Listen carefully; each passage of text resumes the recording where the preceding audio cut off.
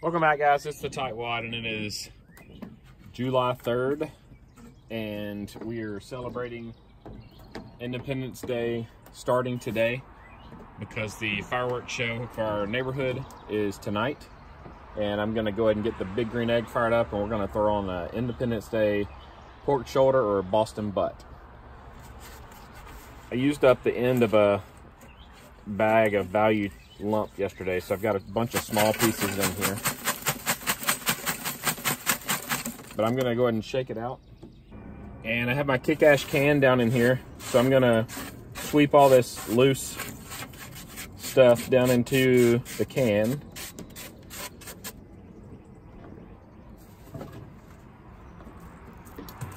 And I'm gonna reach through the hole and pull a little bit of the ash that creates a little dam there back into it, just using my glove. And I'm going to lift out the can, and you can see it's full of small pieces. I was dumping the bottom of a bag in the egg last night. It's always nice to have a nice fresh bag of lump for a low and slow like we're doing today.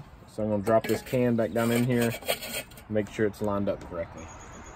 If you end up with a bunch of really small pieces in the bottom of a lump bag, sometimes it's a good idea to pull them out before low and slow so that you can get better airflow at the bottom.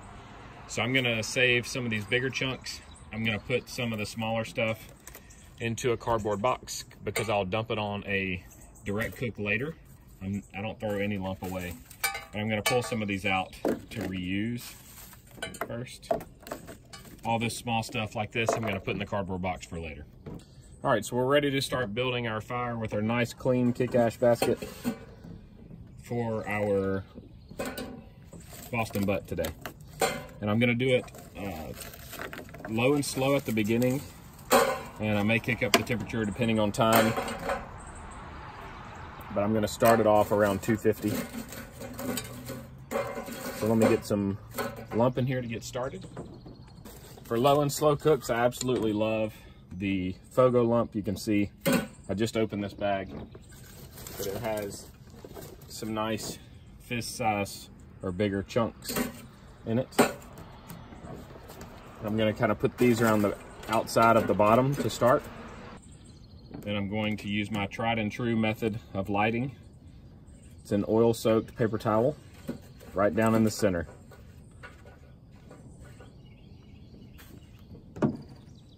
And give that a light here.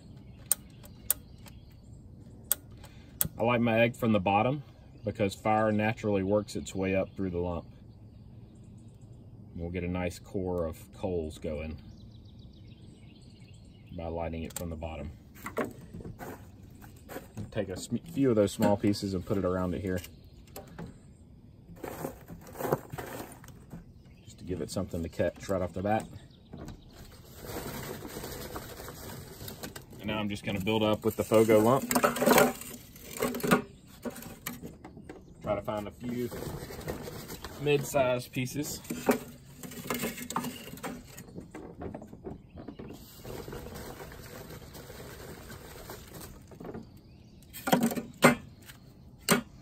And this is probably enough lump right here to get our cook done today, but the one thing I've always promised myself I won't do is run out of lump. So I'm gonna go ahead and put some more in it.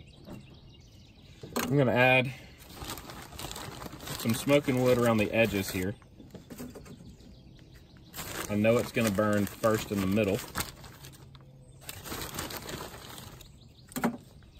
And this is apple wood. And right before I put the butt on, I'll stick a piece right in the center. If you ever hear people say filling it up to the bottom of the fire ring, this is the fire ring here, and this is the fire box. So there's a seam between the fire box and the fire ring, and that's typically where people fill it up to for smoking.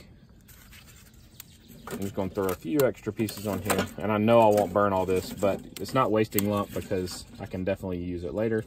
And we are actually doing jalapeno poppers tonight, so I'll just be able to open the vents open to get the grill up a little bit hotter for that. So this is ready to start going, and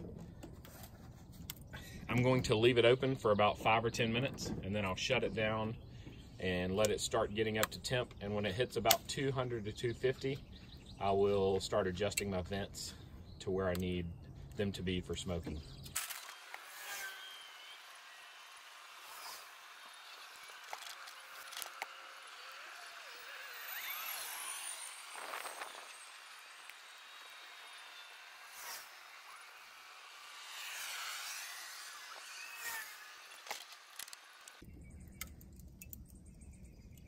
All right, we'll have our base core fire going now. I'm gonna go ahead and shut the lid of the egg. I'm gonna leave my top grate all the way open and the bottom grate all the way open as well. And I'm gonna watch the gauge climb, and as it gets somewhere between 250 and 300, I'm gonna start closing both of my grates to get it down to the temperature where I want to be smoking at today. My egg just hit 250, so we're getting ready to finish the setup inside the egg. But I'm gonna go ahead and share another tip with you. When I'm cooking at 250 for long periods of time, I wanna be able to check the temperature from my back door instead of coming outside. So I'm gonna turn 250 to be at 12 o'clock right here on my dial so that I can just peek out the door and I'm looking for that straight up needle. I'm gonna add one large piece of smoking meat right here to the middle before I start setting up the egg. Next, I'm gonna put on my plate setter, legs up. I'm gonna put a ball of foil right in the center and then a drip pan. There's a lot of differing opinions on drip pans. I don't do this for any kind of moisture retention. I do it simply to keep the rendering fat from dripping down on the plate setter and giving off a bad flavored smoke that could impart flavor on the Boston butt. So I don't see any reason not to have a drip pan. People say it helps regulate temperature. Some people say it helps maintain moisture. I don't really agree with any of that, but I do know that it keeps the fat renderings from burning and giving off bad flavors. So I have my water pan in there. I did use hot water from the tap. I don't try to boil it or anything. I'm just trying to get it closer to the temperature. And then I'm gonna drop my rack right on top of that. I'm cooking on my straight stainless today. I do have the cast iron grates, but there's no reason to use cast iron when you're doing a low and slow. If that's all you have, it absolutely works. That's all I had for several years. But we've got the stainless grate on. I'm gonna go ahead and shut it down, and this is actually ready for our meat. Since I was already at 250 before I opened the egg, and you know it's gonna heat up when you open it, it's gonna rise pretty quickly. So I'm gonna go ahead and shut it down to about there on the top and to about here on the bottom. This should be right around 250 or 300 for my egg. I'm shooting for about 250. So I'm gonna let it sit here for about 45 minutes to stabilize. I'm waiting on this white smoke to clear. If you smell it, it smells really bitter. And we're waiting on more of a clear blue smoke to be coming out of the top before we get started. That usually takes about 30 to 45 minutes after I get to this point, about an hour total. All right, I have the butt out of the cryovac and I rinsed it with water and patted it dry with paper towels. So now I'm going to add my first part of the rub, which is a mustard. It does not impart flavor on the butt in any way. It simply acts as a binding agent. I'm gonna have, notice I'm using one hand here as a clean hand, holding the mustard bottle, and one hand to rub it all in. Now I'm gonna flip it over.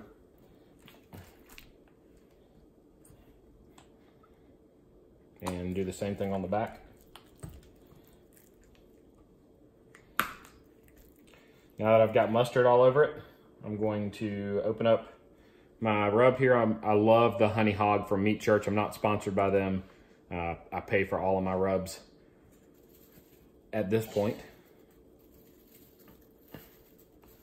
I'm gonna shake on a liberal amount of Honey Hog here. I use this rub on almost everything, actually. I do have another suite of rubs, but I'm gonna go ahead and rub this all over. And now I'll flip it back over and shake a good amount on the top here. I love the marbling on this butt. It looks really good. Because of all the marbling or fat content in a butt, it is hard to mess it up. As long as you don't drastically overcook it, you'll be good to go, and it's gonna be delicious. All right, so I have my butt fully covered with rub. I'm gonna let it sit here until the egg is ready. I'm not even gonna worry about wrapping it because I started this after the egg was already started, which is totally fine. Some people suggest that you do this the night before. I like Boston butt, not more of a ham flavor. If you know anything about curing ham, you put salt on it and that's what starts to cure it. It doesn't cure overnight, so it's not truly turning it to ham. But I think adding the rub right before you put it on the egg is totally fine.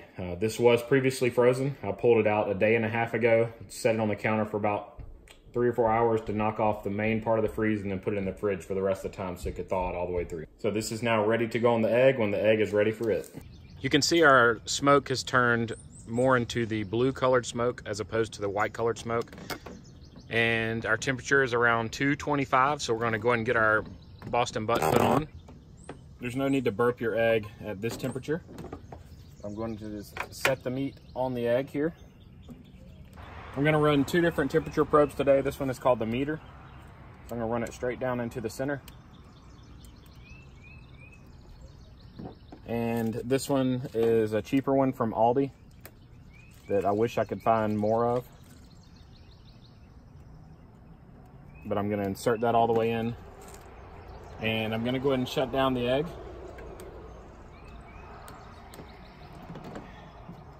And it will pick up our temperature on this probe in just a little while, and then I'm gonna go inside and set up the meter cook. I'm going to set up our cook on our meter. And to get started, I just touch the setup cook option. I'm gonna choose pork, choose shoulder, that's what a Boston butt is. And I want my target temperature to be smoked at 203 degrees. And now I can click start cook. It's just telling us to make sure that we've got the meter inserted past the little line in it so that it doesn't burn up. And it will start estimating the cook time, which is not super accurate, but what I'm looking at is the internal temperature, the ambient temperature, and the target temperature. And I'm gonna set this up with the meter cloud today, so if we have to leave the house for any reason, I can access this from my phone. All I have to do is keep my iPad within Bluetooth range of the smoker and connected to the Wi-Fi at my house. And then through the cloud services, I can take my phone anywhere I want and I can still access the cook details through my iPad. I'm gonna set up my cook on this one. I'm just gonna hold down the mode button until it starts flashing. And I'm gonna turn it up to 203.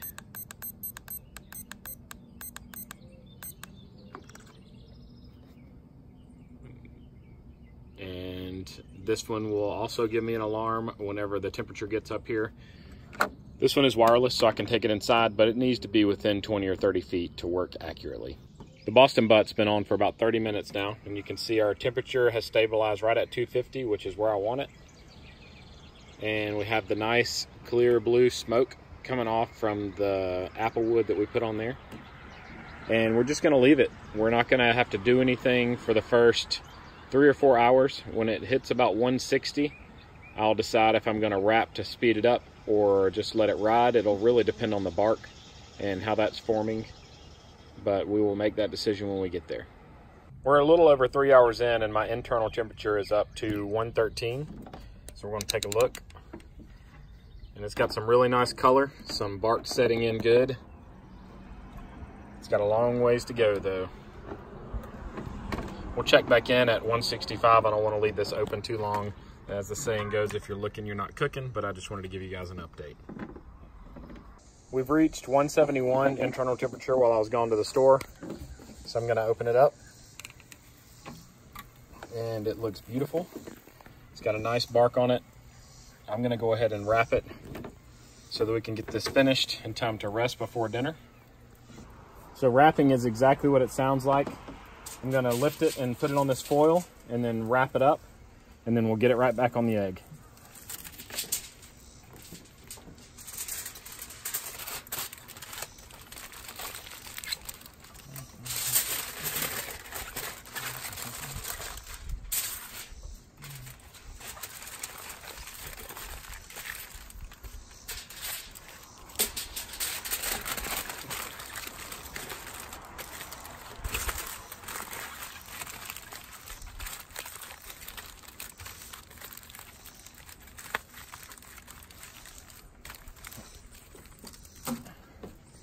So wrapping does a couple of things. It keeps the bark from getting too black and from burning on the outside, and it also helps power through the stall. So what happens in the stall scientifically is the meat starts to sweat and it evaporates, and as it evaporates it cools the meat, similar to how your body functions. So wrapping it keeps all that moisture inside that's trying to evaporate and keeps it from cooling itself. When doing a Boston butt, once it's wrapped, you can easily bump your temperature up to 350. That's in the turbo butt range. If you want to research turbo butts, just look it up on YouTube or on any of the Big Green Egg forums and you'll see it. But we're gonna bump it up to 350 to finish the cook, and we're not gonna even peak again until it reaches about 200, and we'll start checking for doneness with the probe. All right, we are at 203 internal temperature. So I'm going to go ahead and lift this up, and I have my meter probe right here, but I'm gonna go ahead and stick in this other probe just to see how tender it is. It should go in with 0 resistance, and it's nice and tender there. The only resistance I should meet is hitting the bone. As long as it's sliding in nice and smooth, that means we are done. Oh yeah, it's going in like butter. And we're syncing right up at 204 on this one as well, so it's time to pull it off. I have about an hour and a half before people are coming over to eat, so I'm gonna do what's called FTC. That's foil, towel, cooler. I've already done the foil. I'm gonna wrap the whole thing in a towel, and then I'm gonna put it in a cooler until about 30 minutes before everybody gets here. When they get here, I'll take it out and put it on the counter, but I'm not gonna shred it until it's absolutely time to eat. So one lesson I learned the hard way is that you never use sharp instruments or anything with a point to move your meat from here onto the towel, because what's going to happen is if you use something sharp, it's going to puncture the bottom of the foil and your juice is all going to leak out. So I lift it up as nicely as I can here, and then I wrap it up in the towel. Doesn't have to be super nice, and I drop it down in the cooler. And it's gonna leak out some of the juice, but it's fine. If I were letting it sit for more than 2 hours, I'd probably use a nicer cooler than this. But this is gonna let some of the heat escape so that it doesn't overcook. You can see from this graph from the meter app that there was no stall on this Boston butt, and I attributed that to going with the low and slow and then transitioning into the turbo butt when it should have normally hit a stall. Another indicator of a nicely cooked Boston butt is when the bone pulls out easily and clean. This was my first time shredding a Boston butt by hand using these thick nitrile gloves, and while it did protect my hands a little bit, the heat came through pretty intensely, so I may try some of the cotton liners next time. But the butt shredded super easily, and it was nice and moist and tender. Here's the finished product after I shredded it. You can see some nice pieces of bark in there, and it was delicious. I hope you enjoyed this video and at least learned one new tip. If you did, give it a thumbs up and subscribe to my channel. Make sure you click the notifications bell so you'll see the next video I post as well. If you want to see some of my other cooks, click them on the screen right now and they'll open right up on your device. And I hope you guys have a great day.